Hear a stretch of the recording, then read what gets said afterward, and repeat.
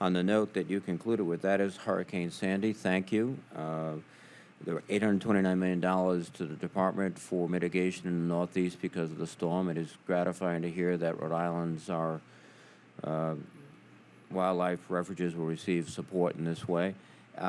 Can you give us some further indication of how you will make all the details accessible to the public this afternoon and a few days, and also talk about the $360 million in mitigation funds that you have at your disposal? Have you made any plans, specific plans, and will you announce those? I'll give you a high-level answer and then would invite my colleagues to provide more detail as they have more detail. Press release, which will be going out this afternoon, will actually have a link that has a list of the projects that encompass that $475 million. So that will be accessible to the public here relatively soon.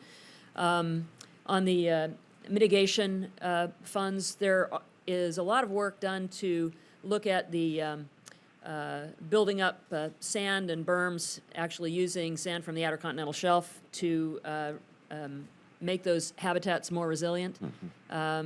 And a number of other programs, and I'd like my colleague Ria Su to address that further. Sure. Thank you, Mr. Chairman. So on your first question, the details of the funding that's going to be released today will all be contained on our website. So complete project lists alongside the actual amount of appropriations for each.